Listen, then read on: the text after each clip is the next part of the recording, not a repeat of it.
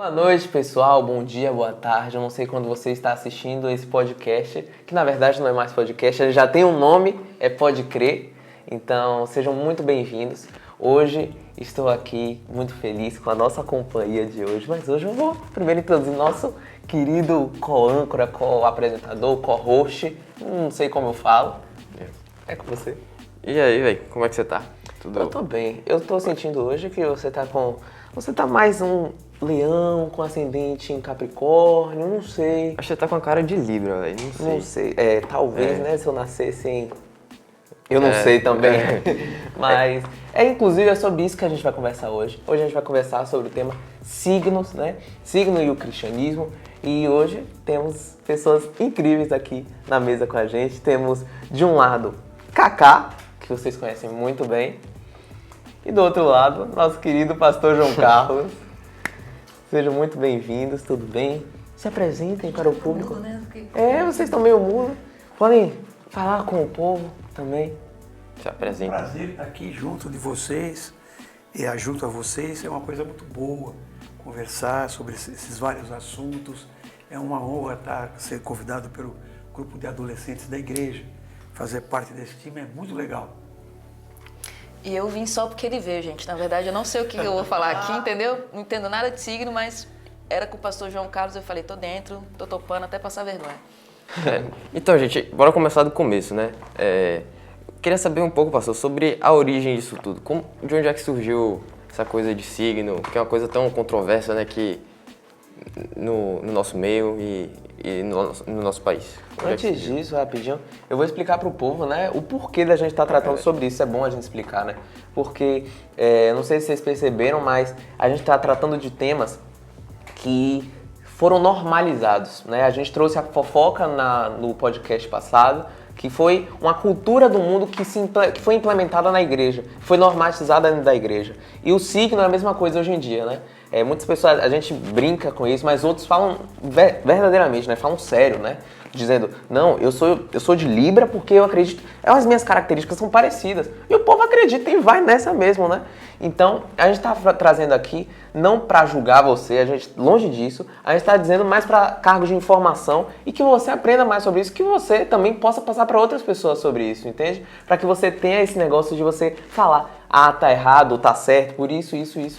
Então, E mais do que isso, né, Uri? Porque a questão do conhecimento, e a palavra de Deus diz que a verdade, ela liberta a gente, ela não serve só pra gente. Então, com certeza, você tem colegas, amigos que vivem nessa coisa, né? O que diz o horóscopo, o meu signo é isso, então meu comportamento é de acordo com esse signo. Então, vale a gente não apenas como cristão trazer essa conversa para a igreja, mas levar essa conversa para a escola, levar essa conversa para casa, porque tem muitas pessoas sendo enganadas por esse tipo de conceito, por esse tipo de conteúdo, e a gente precisa, de fato, né, carregar a nossa verdade e conseguir influenciar outras pessoas para que elas não andem por aí sendo enganadas pelo jornal e revistinhas. Principalmente para os novos convertidos, né? Que às vezes não sabem direito dessas coisas e entra na igreja achando que tudo é normal, essas coisas espirituais, tudo é certo, tudo é permitido, né? Então... E até os próprios, não só os novos convertidos, mas até os próprios adolescentes dos outros, né? Que, querendo ou não, adolescente jovem, está numa fase de crescimento, amadurecimento, e ainda está na fase da influência, né? De ser influenciado, né? Nós temos o dever de ser influenciadores, né? Nós temos que ser sal da terra e luz do mundo. Mas também a influência do mundo, né? E a gente quer que isso não ocorra, né? E é justamente isso que a gente vai fazer hoje. Então, pastor João, a palavra é toda sua. Como é que começou isso? É interessante. A gente tem registros históricos que mais ou menos 2.500, 3.000 antes de Cristo já se falava nessas coisas que progressivamente redundaram nos signos, no horóscopo e na adivinhação do futuro. Quando começaram as primeiras civilizações, que foi egípcia e mesopotâmica, né? Primeiro a mesopotâmica, depois a egípcia, ali as pessoas tinham uma particularidade que era a observação do céu. Muitos eles tinham tempo suficiente, né? Não tinha esse estresse de hoje, correria, e parava para observar o céu, as mudanças, as estrelas cadentes, o trajeto que o sol fazia. Então começava uma observação que naquele tempo era meio misturada com o que hoje é a astronomia e com o que eles interpretavam que aquilo acontecia. E começaram a associar determinadas posições das estrelas, dos planetas e do Sol, começaram a tentar entender se aquilo influenciava atitudes aqui na Terra. Veja, eram pessoas afastadas daquilo que é a convivência de uma religião mais sólida, mais firme, mais cristã, digamos assim, mais colocada com princípios. Era um grupo de pessoas que depois da queda do homem, lá no tempo que eu suponho tenha sido na Idade da Pedra, dali para frente você vai tendo um homem cada vez mais distanciado de Deus, até que ele começa a observar isso e começa a dar um poder para aquelas coisas que ele via no céu, né?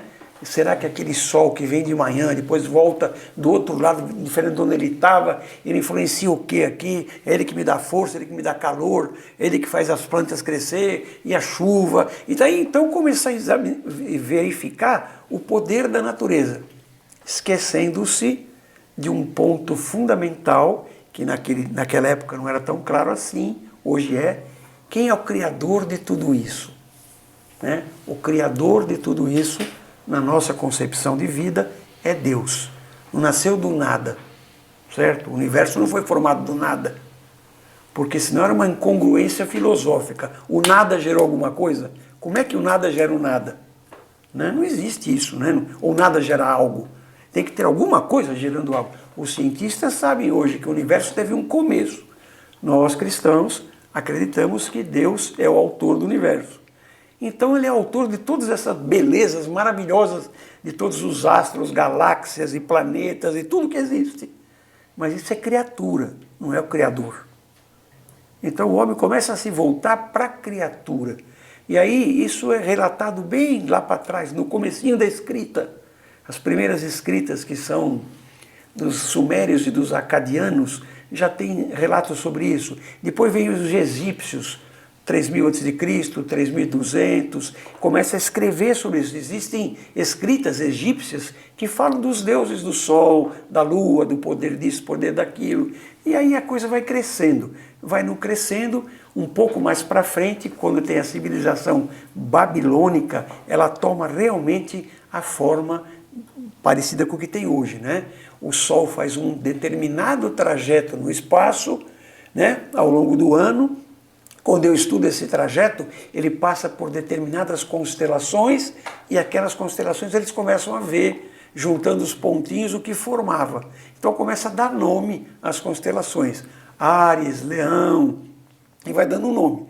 Isso começou na Babilônia, né? Na Babilônia, que mais ou menos do ano 7, 8, perdão, século 7 ou 8 a.C., assírios e babilônios lidavam com isso. Eles construíam algumas pirâmides, que tem resquícios até hoje, que era uma escada. Lá em cima, na escada, tinha um observatório do céu. Essas pirâmides eram chamadas de zigurates. E alguns foram escavados, estão lá, onde hoje é o Iraque, se a guerra não destruiu, todos eles estão lá. Então, no zigurate, subia lá o indivíduo e ficava observando o céu. Então, como ele atribuía propriedades, entendia que havia uma influência na cabeça dele, mitológica, de que aquela estrela fazia tal coisa, o que aconteceu? Ele passa a ser uma mistura entre um cara que descrevia o trajeto correto do Sol ou de uma estrela ao longo do ano, e isso fica misturado com o que ele acreditava que aquilo fazia. Então, é uma mistura de astronomia que está nascendo com uma astrologia que está nascendo. Certo? Com o passar dos anos, quando a ciência evoluiu, a astronomia é uma ciência, a astrologia não é. Né? Não é uma ciência, não tem lógica, não tem fundamento, então não é uma ciência. E a astronomia cresceu, e aí, então aí até hoje vocês têm 1 milhão de estudos astronômicos aí, bastante confirmados pelas explorações interplanetárias, pelas observações dos grandes cientistas e pelos telescópios como o Hubble e outros que já estão aí em órbita. Então, uma coisa é a astronomia, outra coisa é essa ciência nascente que começou ali. Houve uma época, eu quero terminar com isso, houve uma época em que os gregos invadiram todo o Oriente, comandados por um Alexandre o Grande, né? E eles helenizaram, tornaram grego todo aquele Oriente que hoje é Babilônia, Pérsia, Iraque, Romênia, todos aqueles países que formam aquilo que nós chamamos de Oriente Médio e o Oriente um pouco mais para frente do Médio ali. Muito bem, eles helenizaram, mas eles também pegaram a cultura que tinha. Então os gregos aprendem essa coisa de observar as estrelas e dar poder a elas com os babilônios, que eles haviam helenizado.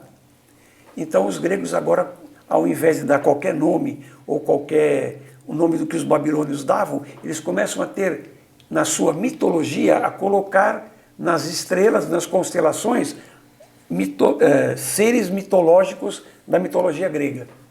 Então aí fica caracterizado o que é hoje o que nós chamamos de horóscopo, né? Horóscopo é uma palavra que vem de duas, né? Foi uma formação, uma palavra composta de horos, que é hora, e scopo, que é ver. Por exemplo, endoscopia, ver dentro, né? Colonoscopia, ver o intestino. Então, scopia é ver e horos é tempo. Então, é observar a hora. Em que hora que você nasceu? Como que estavam as estrelas naquela hora? Como estavam os planetas naquela hora? Daí veio o horóscopo, né? Depois vem a nomeação do caminho das estrelas. Como eles trabalhavam na Babilônia com múltiplos de 6, né? Nosso ano tem 12 meses, 366 dias, então tudo é múltiplo de 6. Isso ficou até hoje para nós. O horóscopo tem 12. Por que não foi 10? Por que não foi 15 ou 39? É porque eles trabalhavam com múltiplos de 6. Como a gente trabalha hoje no mundo moderno com a métrica decimal, né? Nós aqui no Brasil, eu tenho uma filha no Canadá, lá eles têm uma métrica diferente das medidas. Medem em libras, em pés, etc. e tal. Nós aqui temos o sistema métrico decimal, que foi o que o Ocidente adotou. Mas lá, como era tudo múltiplo de 6, tiveram que dividir ali o espaço que o Sol percorria em 12 pedacinhos. Então daí nasceu os signos, de você dar poder a uma criatura que Deus criou, que no caso é um planeta, uma estrela, uma galáxia, um corpo celeste qualquer, ao invés de você observar o Criador, né? Então, é isso aí. O que não deixa de ser uma idolatria, né? É uma idolatria. Então, aí cabe uma outra reflexão, né? Para nós, idolatria é pecado. Então, toda vez que você tem um objeto, uma coisa, alguém, ou um pensamento, ou uma filosofia, ou que seja lá o que for, que está no lugar de Deus, isso é idolatria. Eu estava até conversando com o Henrique antes, dessa questão, por exemplo, eu gosto muito de entender a motivação das coisas. Então, quando você traz essa história, parece que o homem estava à procura da ciência, né? De entender as coisas que aconteciam, porque eles viam essas coisas se repetindo, então, tipo assim, a gente vai mapear o que está acontecendo para ver se a gente consegue entender algo que traga alguma resposta para uma necessidade, né? Tanto na agricultura e no entendimento mesmo do mar. Então, a questão da lua cheia, então se percebe a maré, eles vão percebendo aquilo, talvez no comportamento dos animais também. Então eles vão ali buscando essa ciência, e isso é bom, mas ao mesmo tempo eles têm uma outra necessidade com o que faz com que eles deem sentido, né, ao que eles estão entendendo ali. Então essa busca de sentido, o que seria essa motivação? Qual a necessidade que o homem estava tentando preencher quando ele traz esse sentido para essas coisas? São explicações, né? Uma coisa é você fazer conexões, por exemplo, com certeza as fases lunares, a proximidade ou não da Lua tem a ver com as marés, tem a ver com o ciclo dos animais, né? E com o ciclo nosso. Os lobos uivam, né? Aí tem uma coisa assim. E com o ser humano também. A gravidez é 40 luas, não são 9 meses. A gravidez é 40 semanas. Nós que achamos que é 9 meses. 9 vezes 4, 36. Então a gravidez tem mais de 9 meses. O médico não conta a gravidez por mês, conta por semana. E cada semana uma lua muda. Então, às vezes, por exemplo, eu me lembro, minha esposa foi uma professora de obstetrícia na Faculdade de Medicina de São Paulo. Então, uma pessoa culta, preparada, obstetriz. E ela falava, olha, deve nascer, examinava uma parturiente, falava, deve nascer até o final de semana. E aí, quando muda a lua? muda de domingo para segunda, vai nascer na segunda. Segunda de manhã o neném nascia. Então, tem alguma coisa a ver? Pode ser que sim, né? Pode ser que Eu tenho tenha. uma pergunta. Então, se pode ser que... O ponto é o seguinte, será que tem uma influência magnética da proximidade da Lua no comportamento aqui? Pode ser, mas quem é que botou essa influência magnética lá? Foi Deus. Então, em vez de ir na criatura, eu vou no Criador, né? Eu tenho um amigo, crente velho, já está com o Senhor na glória, ele dizia assim, ó, ora para Deus que é santo velho. Né? Então, não vá no meio do caminho, não pare na criatura, vai buscar quem é o que fez, quem fez isso? Quem é que fez esse ajuste, que é esse pente fino no universo? Quem é que fez esse ajuste minucioso? Que planejou, né, para que fosse assim. Isso, planejou nos mínimos detalhes. Tem um livro atual, feito pelo professor de teologia de Oxford, que é o Alistair McGrath, é um teólogo excepcional. É uma pessoa que é formado em ciências, ele tem um mestrado, um doutorado e um pós-doutorado em química. E depois ele mudou para o ramo da teologia e fez a sua carreira também aí. E ele escreve sobre o ajuste fino do universo. E ele mostra que probabilisticamente é impossível do nada fazer um ajuste daquele jeito. Dos milimétricos ajustes que o universo tem para dar tudo certinho, tudo no equilíbrio. Então tem que ter uma inteligência por trás disso. Isso está atrás desse conceito todo que nós estamos falando, né? Incrível. Eu queria saber se eu cortar o cabelo na lua crescente, meu cabelo cresce mais rápido. Entendeu? Porque eu... Meu Deus. Não, mas é sério, tinha esse negócio. Às vezes eu ia no salão pequenininha e tinha esse lance, entendeu? Se você cortar o cabelo na lua cheia, seu cabelo fica cheio. Porque isso são coisas que as pessoas vão falando. Fica. E eu não sei, tem coisas que me geram dúvida mesmo, né? E a gente, ó, por dúvida, né, a gente corta o cabelo na lua crescente, porque pelo menos mulheres se preocupam muito com isso.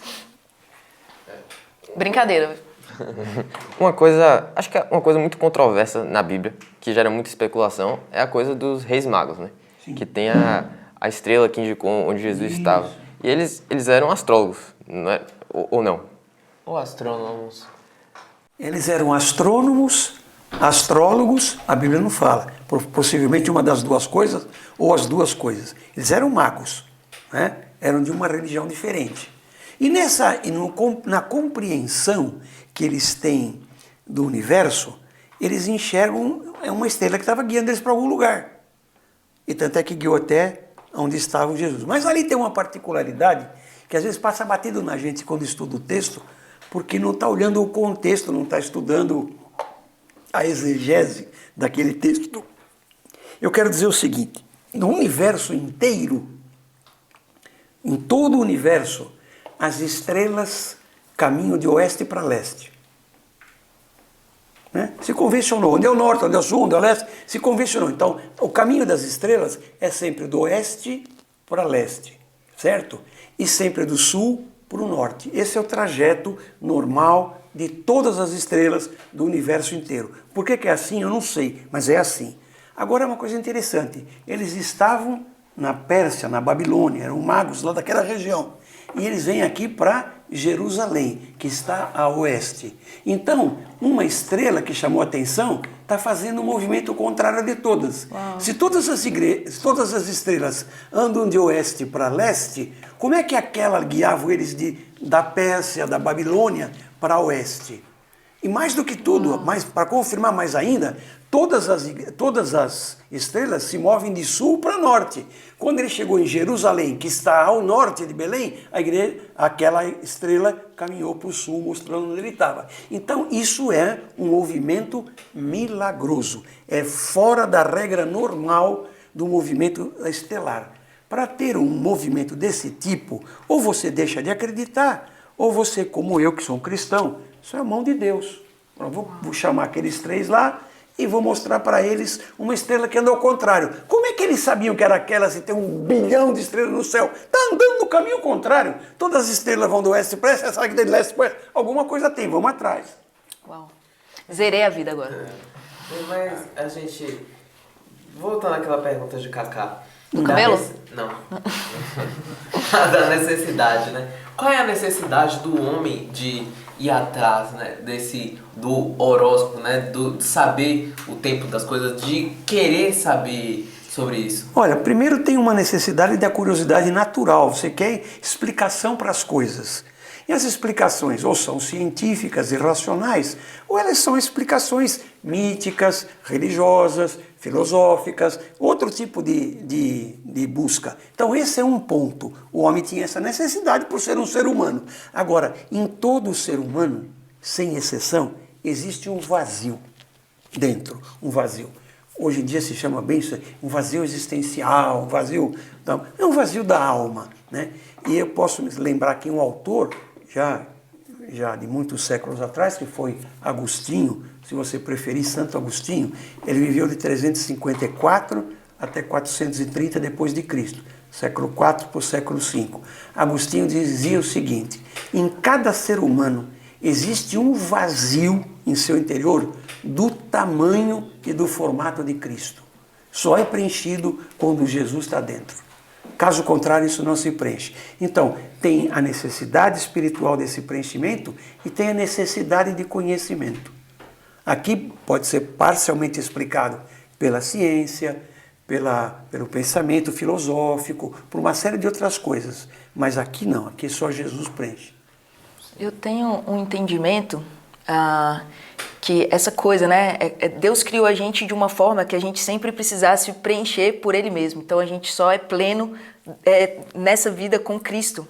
E eu tive uma experiência uma vez, eu tava num congresso e foi tipo assim, a gente teve uma manhã assim com Francis Chan, foi uma coisa assim muito poderosa, foi um momento assim para mim inesquecível. A gente passou tipo umas meia hora tipo assim em silêncio, só as pessoas falando santo, santo. Foi uma adoração que eu tipo top da minha vida assim que eu experimentei. E logo depois daquele momento acabou, o pessoal saiu, a gente foi almoçar. E aí, beleza, a gente tava com aquele, nossa, que poderoso, que incrível ter experimentado tudo isso.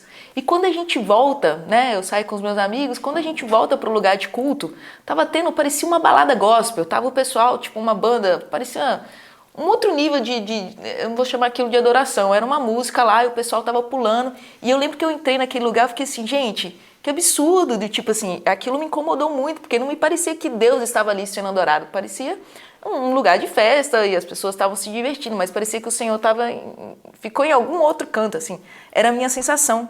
E eu fiquei, tipo, revoltada, falei, vou sair daqui, não vou ficar aqui, nesse nível. Mas eu lembro que eu saí assim, aí o Senhor me deu uma dura do tipo assim, nós somos adoradores, e não importa o que nós adoramos. Se eu encontro o Criador e eu tenho esse relacionamento com Ele, eu estou adorando o Criador, a pessoa certa, né? O alvo correto. Mas se eu não tivesse Deus, eu estaria adorando qualquer outra coisa. Porque eu entendi, e o Senhor me corrige, que é uma necessidade natural do homem. Então ele vai buscar Deus em qualquer coisa, inclusive numa pedra, inclusive num sonho, em qualquer coisa ele está buscando uma resposta que guia ele. É uma necessidade do homem de ser guiado, de ter uma resposta. Sim. E se ele não encontra isso em Deus, ele inventa um signo, ele inventa um ritual, ele inventa qualquer coisa. É a valorização da criatura, como o senhor estava falando. Isso.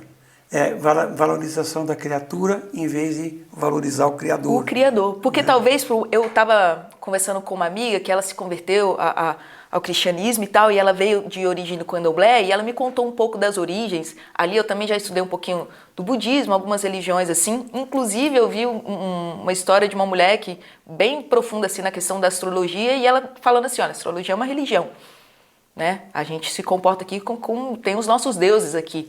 Mas também não sei se isso é divulgado assim. Foi o testemunho dela sobre o objeto de estudo dela.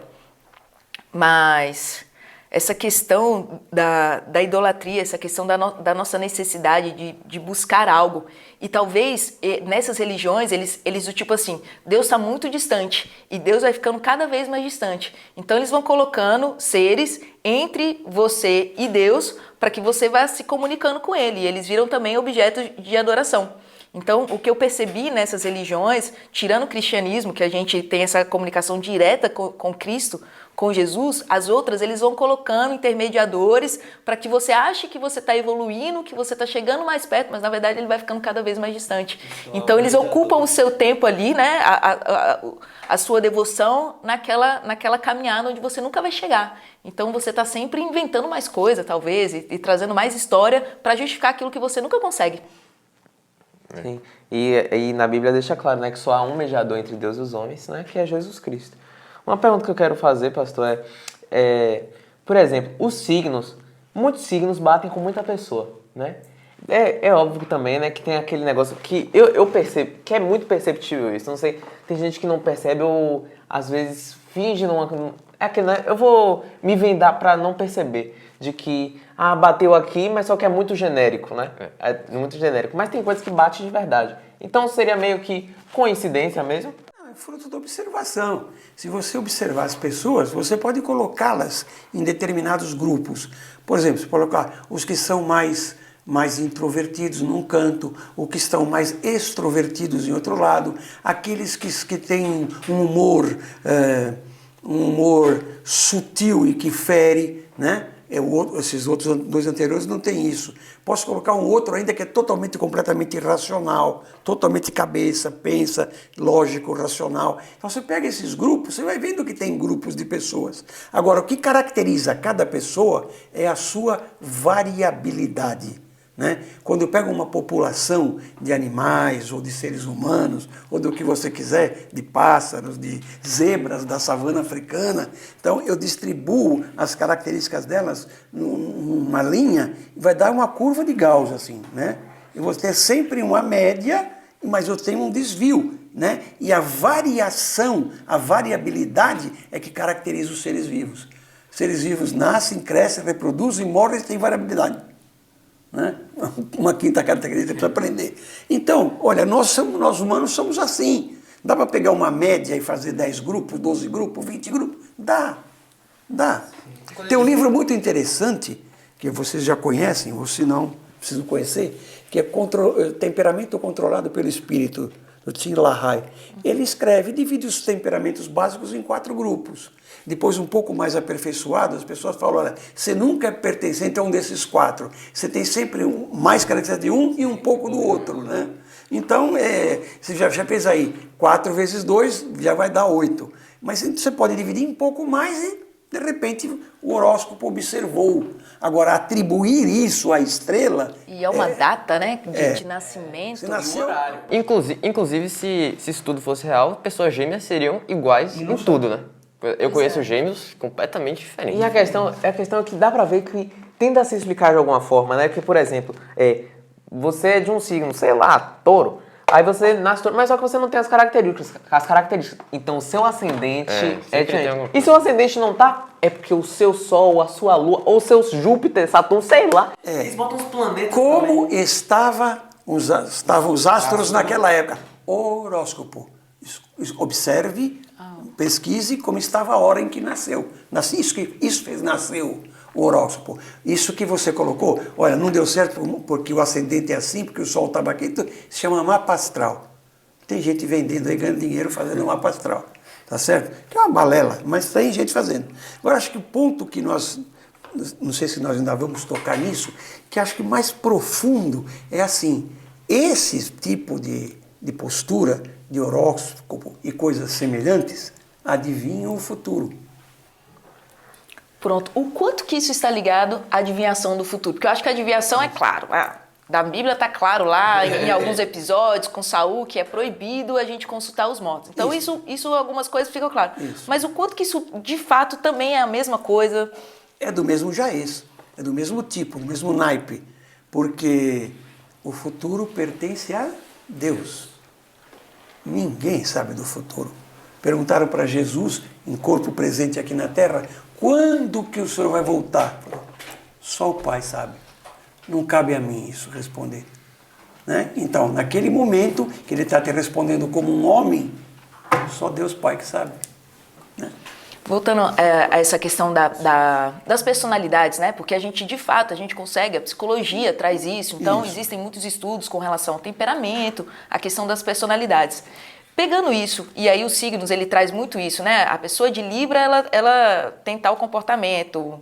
Então, e as pessoas tentam adivinhar, né? Acho que você é desse jeito, eu acho que você é Capricórnio. Já disseram pra mim que porque eu como muito, eu sou de touro. Eu não gostei, né? Porque me chamaram de gordo também, mas vai fazer o quê? Né? Não, mas tem isso daí, as pessoas ficam tentando adivinhar umas às outras, e eu fico imaginando a cabeça de um cristão que recebeu uma nova vida de Cristo, onde tem a mente de Cristo, onde está no caminho de santificação para se parecer mais com Cristo, pensar na possibilidade em que um signo, em que uma posição das estrelas, não sei o que lá, pode determinar o comportamento dele. Então, às vezes, a gente não consegue entender o que Cristo fez por nós e qual é o propósito eterno de Cristo, de Deus, que é nos transformar à semelhança de Cristo, né? Então, nós estamos aqui com o objetivo de não ser a gente mesmo e de sair do nosso comportamento, matar o nosso comportamento para que a gente se assemelhe a Cristo.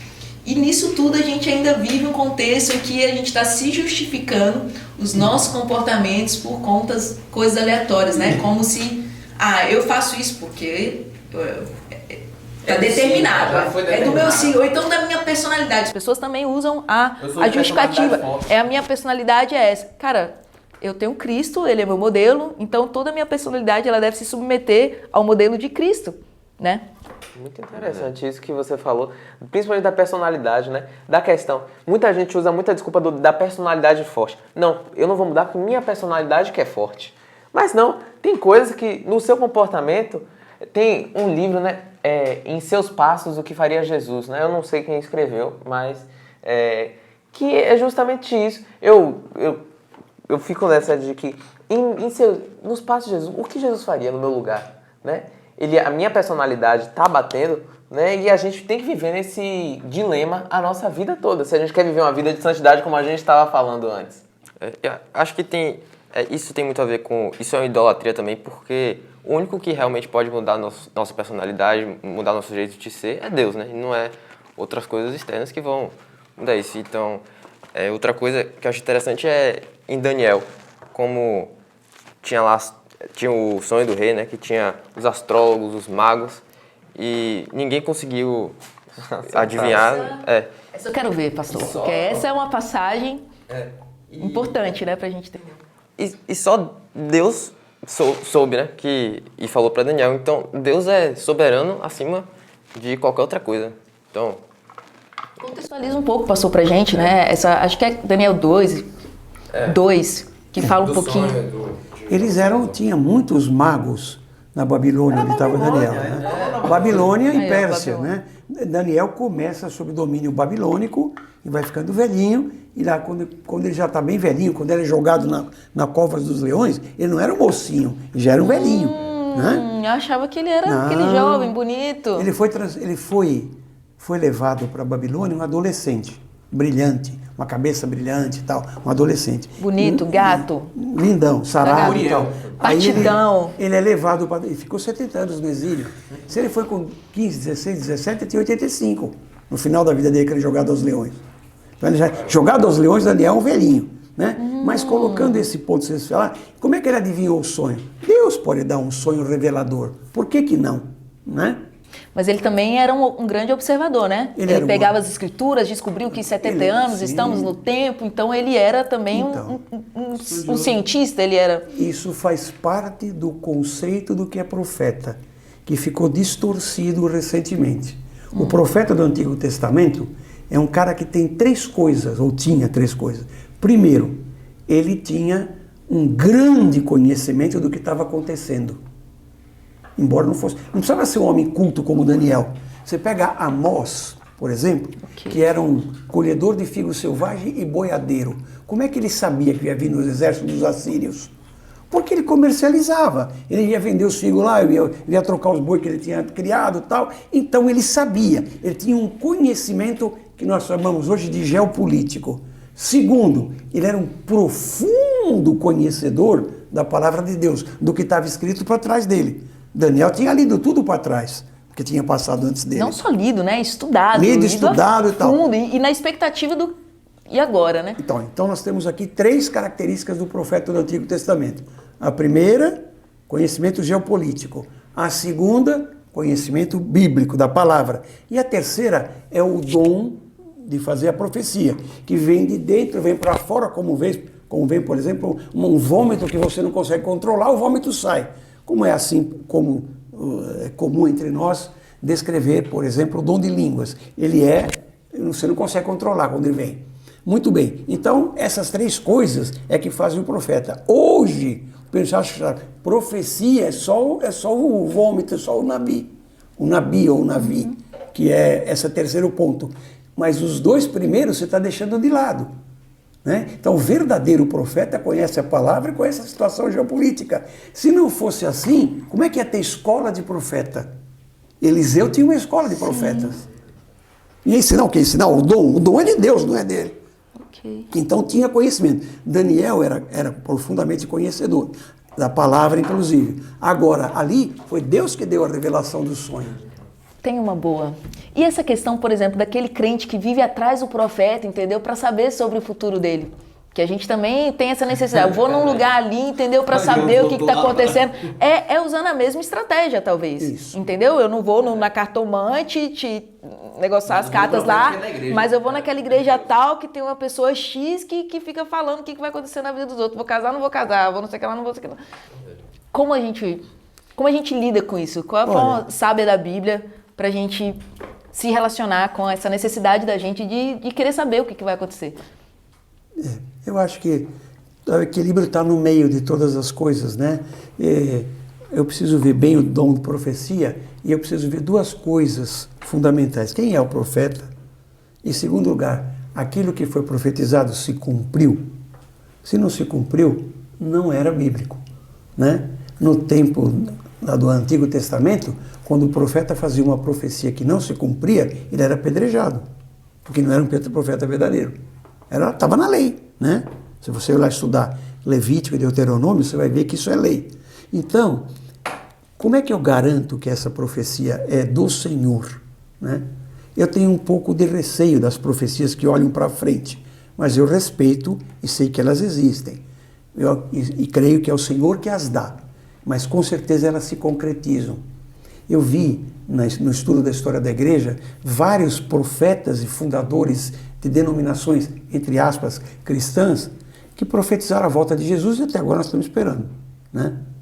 E essa é muito louca, porque essa é óbvia, né? Jesus deixou claro, nem eu sei, vocês também não precisam ficar querendo saber, a não ser observar os sinais para saber aquela coisa. Então, como tipo é óbvio que o futuro pertence a Deus, né? Ele pode revelar alguém através desse dom? Claro que sim. Sempre é assim? Não sei, né? Eu prefiro me pautar pela palavra de Deus, que mede aquela profecia. Né? Bate com a palavra? Eu creio. Não bate? Eu não creio.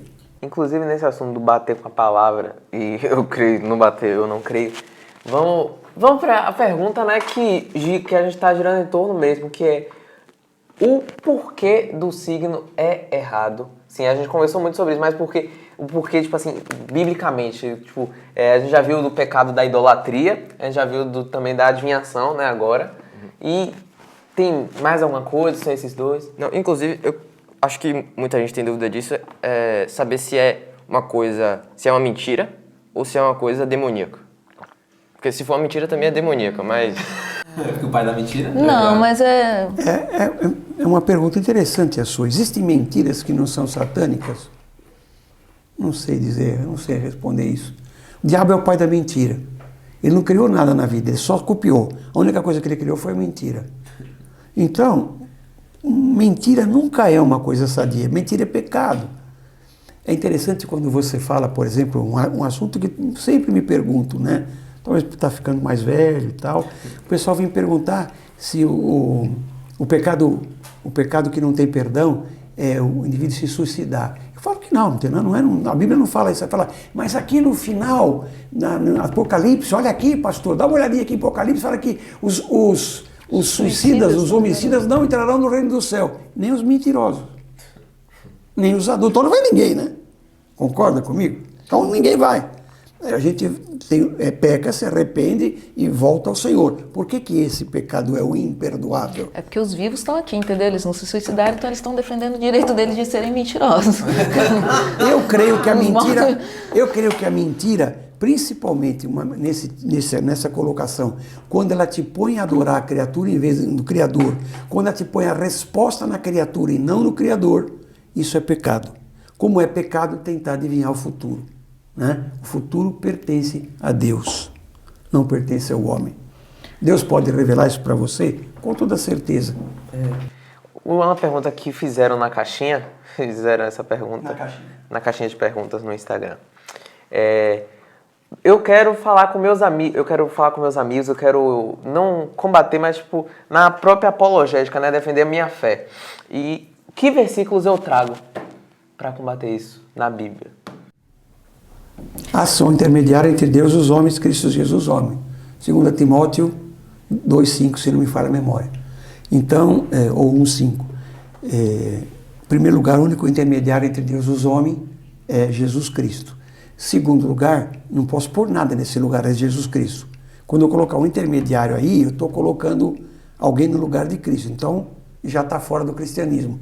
Segundo ponto fundamental, eu não posso adorar e nem perguntar à criatura, eu tenho que ir ao Criador.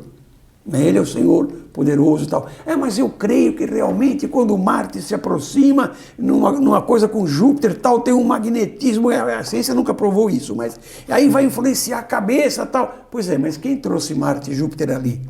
Você acha que é o acaso? Os movimentos é o acaso, né? Criou por acaso e atingiu esse equilíbrio cósmico por acaso. Eu não acredito nisso. Segundo lugar, então você pode pensar como Dawkins, que é o patrono de todos os anticristos que existem atualmente. Richard Dawkins ele coloca que Deus foi the blind watchmaker, o relojoeiro cego. Ele fez o mecanismo complicado do relógio, deu corda e caiu fora e se mandou, agora o universo anda sozinho. Não acredito nisso também, porque isso vai contra todas as leis da física. Eu creio que Deus continua agindo hoje, aqui e agora, em todas as coisas, físicas, espirituais, em todas elas, sem sombra de dúvida. E o futuro pertence a Ele. Eu preciso guardar que é dele, não é meu, e nem de ninguém, e nem de postura nenhuma. É só o Senhor. E mais uma observação, por exemplo, eu acredito que tudo que a gente precisava saber está na Bíblia. Sim. A Bíblia não fala sobre isso. A Bíblia não traz questão de signos e esse tipo de estudo. Então, se não está aqui, por que a gente fica o tempo todo lutando para descobrir uma coisa, para tentar justificar uma criação que é nossa? Então, fica óbvio que é uma criação humana quando a gente não encontra nenhuma observação dela sobre a Bíblia. Então, não há necessidade da gente de buscar isso. Mas a gente está nessa, né? Você está querendo uma resposta para algo que foi inventado, para algo que foi criado. Então tem coisas que a gente deve... Cara, a Bíblia não fala sobre isso. Não há uma necessidade. Porque se fosse muito importante, o Senhor, ele traria uma informação, isso, né, para nossa... Veja, aí você tem uma premissa no que você está falando, que é a gente crer na Bíblia, né? Se você pegar uma pessoa que nesse momento te contra-argumenta que não crê, aí é difícil, né? Aí não crê na Bíblia, né? Mas crê nos signos lá, não sei das quantas. Então aí você levaria essa discussão apologética para um outro nível. Se ele não crê, como é que eu... O nível vai para sua casa que eu vou para... Como é que eu posso dialogar se eu não tenho um ponto de contato, né? Você entendeu? Eu não creio na Bíblia. Porque vira uma questão de fé, né? A sua fé tá bom. E a minha fé. Mas a minha fé é lógica e tem racionalidade. A sua tem? Então, mostre os seus postulados, que eu vou mostrar os meus. E a gente vê qual dos dois são coerentes. Toda ciência filosófica, ou física, ou biológica, ou a ciência que você quiser, toda ciência tem princípios que não são demonstráveis. Nós chamamos isso de axiomas. Por exemplo, por um ponto passam infinitas retas, por 2 pontos passa uma única reta, por 3 pontos eu defino um plano. Eu não provo isso. Isso não precisa de um teorema para provar. Isso é postulado, é colocado axiomático. Então, me mostra, na sua postura, os seus pontos axiomáticos e eu vou te mostrar os meus, esquecendo a Bíblia, e nós vamos ver se os seus têm coerência interna. Os meus têm. E é nesse nível que a coisa vai, é muito longe. E eu acredito que nisso a ciência tem cada vez mais se aproximado da verdade que está na Bíblia. Isso. Né? E a gente encontra em alguns salmos, no livro de Jó, coisas que do tipo assim, o homem demorou milhares de anos para descobrir depois coisas que Jó estava falando sobre o sol, sobre algumas das estações, Isaías curvatura fala da terra. Imagina a gente passar a vida inteira, a terra é plana, não sei o que lá, estava escrito em Jó, no primeiro livro cronologicamente escrito, estava em Jó, quem revelou isso, né? Isso. Se os caras não tinham nenhum Isso. Nada? Isso. Tem uma coisa interessante, eu não gosto de exemplos pessoais, mas eu vivi uma vida toda na universidade e eu fui muito tempo do departamento de cirurgia. Depois de uma certa época da vida, eu fui para um departamento de matemática aplicada à medicina. E tinha homens muito cultos, das pessoas mais cultas, sem ser cristãos, que eu vi na vida, estavam naquele departamento. Físicos, matemáticos, epidemiologistas, pessoas que trabalhavam com a ciência mesmo e com números, muito racionais. E eles me falavam, olha, a ciência está crescendo, a ciência está evoluindo, a ciência vai chegar num ponto que vai compreender tudo isso.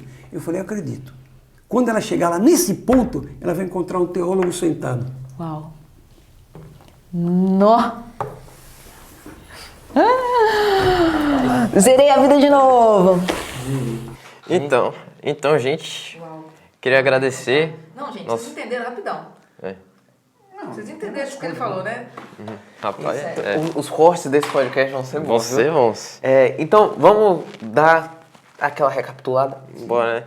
Acho que a gente chegou a essa conclusão que a conclusão principal de tudo que a gente falou é que Deus é soberano e que nada pode substituir o lugar de Deus nas nossas vidas. Isso se torna idolatria, né? Então, acho que os signos e a astrologia, a adivinhação, isso tudo entra muito nisso, né? Acho que Quando você passa, é basicamente isso. Se você, vamos botar nas palavras, quando você passa a valorizar mais a criatura do que o Criador, tem algo de errado nessa sua história. Paulo fala no capítulo 1 de Romanos, que eu acho a coisa mais preciosa que um ser humano já escreveu na face da terra, é o capítulo 8 de Romanos. E aí Paulo fala claro ali, né? No capítulo 1 ele diz claramente que adoraram a criatura em vez do Criador e tornaram-se nécios, tornaram-se loucos por fazerem isso. Os homens enlouqueceram. Nécio, essa palavra, eu amo essa palavra nécio, não é nada, não. Mas é verdade. Então, e aí? Sim. É isso aí, né? O que eu ia falar é que eu acho que o bate-papo de hoje foi muito bom. A gente saiu aqui esclarecido de muita coisa. Hoje a gente aprendeu sobre história. Hoje a gente aprendeu mais um pouco, né, sobre a palavra de Deus, sobre conhecimento de apologética. Então, se você, né, aí de casa, tiver alguém te perguntar, né, vamos lembrar sempre com amor, óbvio, respondendo. Mas lembra desse finalzinho do Pode Crer, do podcast da gente. Lembre desse finalzinho, da parte de que você traz primeiro a Bíblia, e se a Bíblia... mas eu não creio. Aí vai para a parte dessa apologética mais avançada, que, né, a gente tem premissas racionais, né, lógicas, diferentemente do signo. E para fechar, eu queria dizer um negócio que o signo, o Kaká falou da questão da astrologia ser uma religião, é bem isso, né, de que não tem prova, né, é você crer, é muito crer. Tipo assim, é até crer mais que a gente. Porque a gente crê e tem muitas coisas que tem provas, né? Então, pra pessoa crer, é porque ela tem uma fé bastante grande nessa coisa, viu? Até mesmo sem provar nada. E assim, eu acho que nesse momento que a gente está agora, tudo pode ser uma oportunidade pra gente. Então, por exemplo, se você convive pessoas que acreditam nessas coisas, cara... Seja uma testemunha dela, que você fala com o Criador, que você se comunica com Ele e que Ele se comunica com você. Porque se tem uma coisa incrível que ninguém pode questionar, é sobre a minha experiência com Deus, é sobre o Deus falar comigo e eu poder me comunicar com Ele. Então eu acho que nesse é um tempo, inclusive, muito oportuno para que a gente, exerça os nossos dons como profetas mesmo do Senhor, entender tudo isso para que a gente declare sobre a vida das pessoas e que a gente consiga levá-las para mais próximo do Criador, porque o nosso testemunho conta muito, né? Eu acho que o nosso testemunho vale mais do que essas crenças assim aleatórias, esses estudos, é o que a gente mesmo viveu. Então tem fatos na minha vida que Deus me falou há 10 anos atrás e elas se cumpriram. E eu não precisei buscar fontes ocultas, esquisitas, ou pagar por isso, né? De fato, Deus ele é real, de fato, Ele é presente, de fato, Ele está perto. E Ele tem prazer em se comunicar com a gente. Então, E é de graça, né? E tipo assim, a gente precisa trazer esse conhecimento para as pessoas de que o Eterno, ele está aqui, ele está entre nós, ele habita entre nós. Então a gente tirar essa coisa de um Deus distante, ou essa coisa mística que as pessoas trazem muito, e trazer a nossa vida. Eu acho que esse nosso testemunho mesmo da nossa vida, entendeu? De entender que quando eu abro a Bíblia, o Senhor está falando comigo e o que eu preciso saber sobre a minha vida está aqui. Então eu não preciso buscar fora daqui. E eu acredito que se as pessoas que não tiveram encontro com Deus lessem um salmo, se identificassem com a vida, por exemplo, um salmo de Davi, num momento de tristeza, de angústia, aquilo com certeza fala o coração dela e aquilo com certeza revela algo do qual ela deve fazer, de uma postura que ela deve ter. E a gente tá tudo aqui. A gente precisa, sabe, viver isto, né? Buscar essas respostas, inclusive mais do que os profetas nas igrejas. Está aqui, toda a palavra que nós precisamos do Senhor está aqui, diante de nós. Cabe a gente crer nisso, né? E se colocar diante dessa palavra e que o Senhor use as nossas vidas também para levar a palavra dele. Porque se tem uma coisa que o Senhor quer é dizer o que está acontecendo, né? O Senhor, ele gosta de se relacionar com a gente. Ele não é um Deus distante, que se virem aí, né? Tipo, deixei o relógio tocando aí. Não, ele faz questão de falar o próximo passo, inclusive, né? Talvez não o caminho todo, mas eu tenho experimentado isso na minha vida.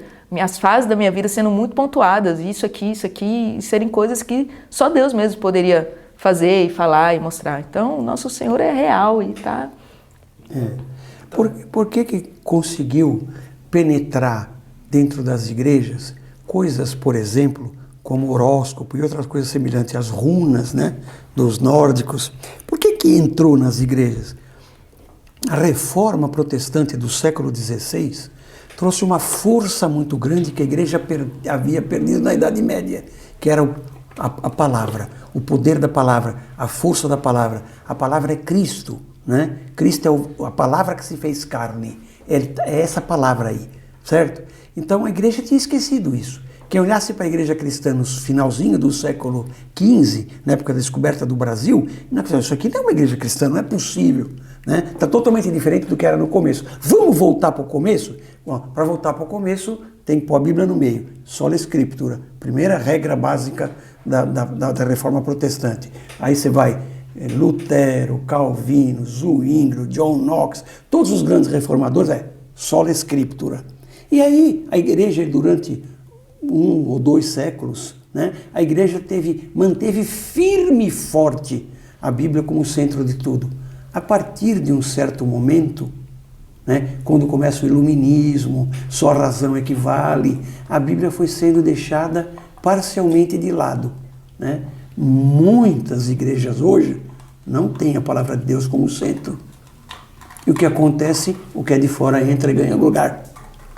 Então, uma das coisas que precisa, aquilo que João Calvino deixou no século XVI, é que reforma sempre reformanda. A gente tem sempre que reformar a reforma. Como? Na Bíblia. Não é reformar, agora vamos fazer uma coisa totalmente diferente. Não, volta para o texto. Volta para o texto, volta para a fé, volta só para Cristo, volta só para os 5 solas da reforma. A igreja está deixando isso de lado. Precisa voltar para essa base. Voltou para essa base, não tem chance de essas coisas penetrarem na igreja. Então, por mim, a gente continuava por mais 3 horas na conversa. Por mim, a gente continuava pedir para o pastor João terminar a falar sobre a reforma protestante. Sobre o quê? A reforma? Mas nosso tempo está chegando. Eu queria agradecer aos nossos convidados por terem disponibilizado o tempo de vocês para essa conversa. Eu creio que foi muito edificante para quem está vendo, para nós dois também. Hoje eu saio daqui, eu entrei com o meu signo touro, hoje eu saio com o meu signo leão da tribo de Judá. Então, Uriel, pastor, Cacá, muito obrigado. Obrigado. Valeu, gente. A gente não tem avisos hoje, então é isso mesmo. Muito obrigado por assistir mais um Pode Crer. Na verdade tem aviso sim? Vai ter um decisão. Vai ter um... Tem que falar? Não sei. Tá bom. Vai ter o nosso GC Day no dia 7 de agosto. É isso, depois vai ser cortado do vídeo, mas vai continuar aqui por enquanto. Então, dia 7 de agosto vai ter o nosso GC Day. Você não pode perder, as inscrições vão abrir em alguma hora. Eu não sei ainda porque me veio essa informação agora, mas vão ser abertas, então você não pode perder. Se você não tem um GC, ache o seu GC mais próximo. Henrique tá aqui, vem, olha, ele é do meu GC, ele sabe que lá é muito bom. Se quiser vir pro meu, pode vir. Hoje o Cacá também é bom. O meu é mais legal. Lucas não sabe de nada, então ele vai ficar ali. Mas isso, gente, ó. Um beijo, um queijo agradável. Vamos lá, uma Julieta. Tchau.